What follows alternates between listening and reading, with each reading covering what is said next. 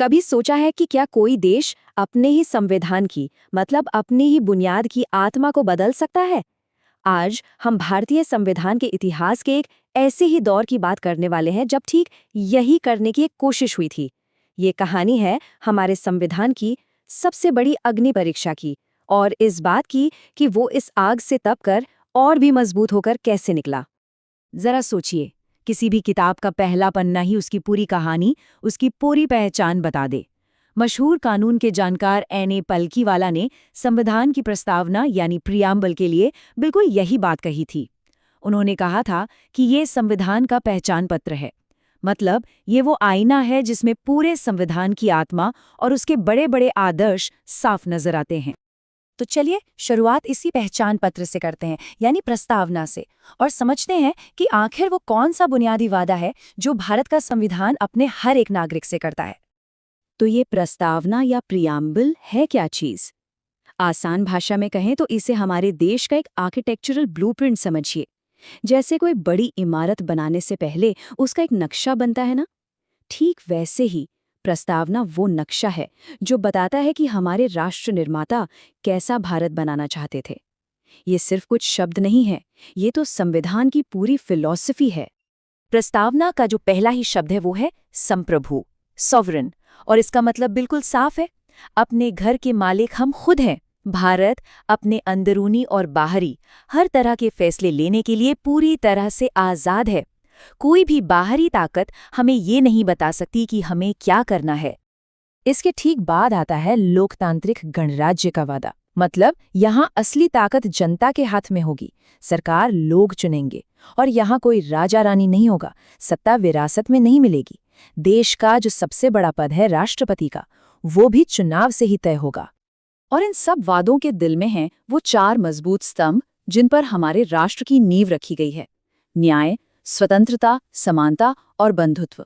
मतलब हर किसी को इंसाफ मिले, सोचने और बोलने की पूरी आज़ादी हो, कानून की नज़र में सब बराबर हों और हम सब देशवासी एक दूसरे के साथ भाईचारे से रहें। ये सिर्फ ऊंची ऊंची बातें नहीं, बल्कि एक बेहतर समाज बनाने का एक पक्का वादा है।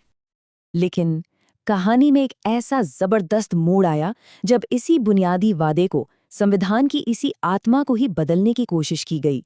यह हमारे लोकतंत्र के लिए एक बहुत बड़े संकट का दौर था। अब जरा इस टाइमलाइन पर ध्यान दीजिए। 1950 में संविधान लागू होता है, फिर 1975 में देश में राष्ट्रीय आपातकाल यानी नेशनल इमरजेंसी लगा दी जाती है, और ठीक उसके अगले ही साल 1976 में 42वां संशोधन लाया जाता है। देख रहे हैं, ये कोई मामूली इत्तेफाक नहीं था। ये वो दौर था जब नागरिकों के अधिकार छीन लिए गए थे और ज्यादातर विपक्ष जेल में था।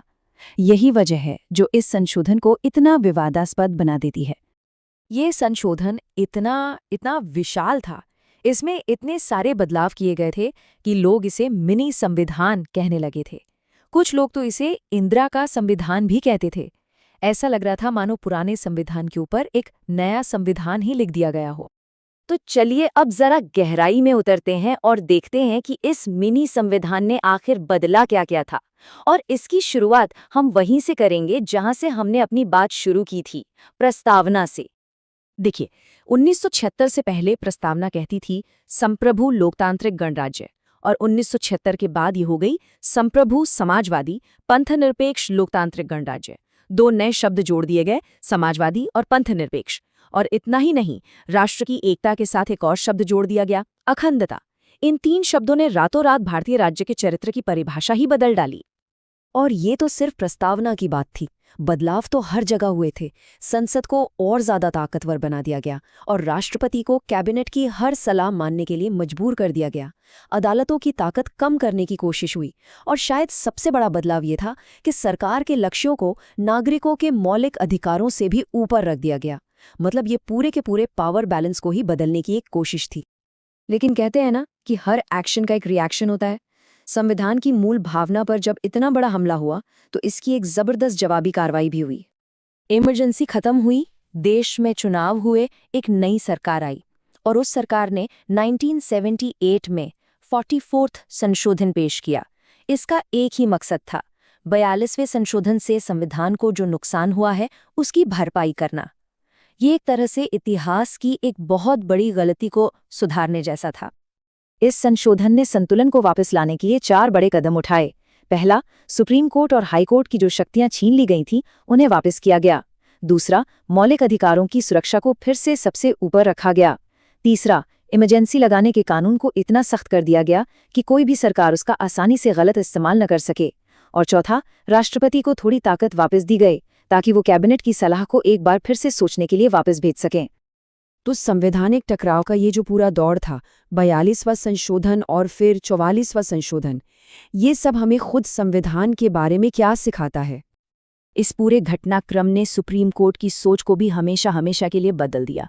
1960 में बेरोबारी यूनियन केस में कोर्ट ने माना था कि प्रस्तावना संविधान का हिस्सा नहीं है, लेकिन इस संकट के बाद 1973 के ऐतिहासिक केशवानंद भारती केस में सुप्रीम कोर्ट ने अपना ही फैसला पलट दिया। कोर्ट ने साफ कहा कि प्रस्तावना न सिर्फ संविधान का एक अटूट हिस्सा है, बल्कि ये उसके बुनियादी ढांचे का हिस्सा है जिसे संसद भी नहीं बदल सकती।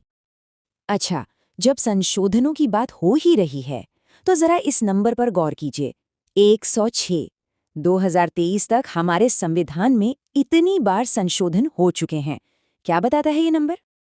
ये नंबर बताता है कि हमारा संविधान पत्थर पर लिखी कोई लकीर नहीं है, बल्कि ये एक जीवंत दस्तावेज है, एक लिविंग डॉक्यूमेंट। मतलब इसमें समय और ज़रूरत के हिसाब से बदलाव की पूरी गुंजाइश है। लेकिन 42nd और 44th संशोधन की कहानी ये भी साफ करती है कि इस लचीलेपन की एक सीमा है, और वो सीमा है संविधान का बुनियादी ढांचा। आप इसमें बदलाव कर सकते हैं, पर इसकी आत्मा को नहीं मार सकते। तो ये पूरी कहानी हमें एक बहुत बड़े और अहम सवाल पर लाकर छोड़ देती है। किसी भी देश की जो बुनियाद है, उसका संविधान, उसे बदलना कितना आसान या कितना मुश्किल होना चाहिए। सोचिए, अगर ये बहुत आसान हो तो कोई भी सरकार अपनी मर्जी से इसे बदल देगी, और अगर ये बहुत मुश्किल हो तो ये समय के साथ शायद पुराना और बेकार हो जाएगा। तो फिर सही संतुलन क्या है? इस पर सोचना बहुत ज़रूरी है।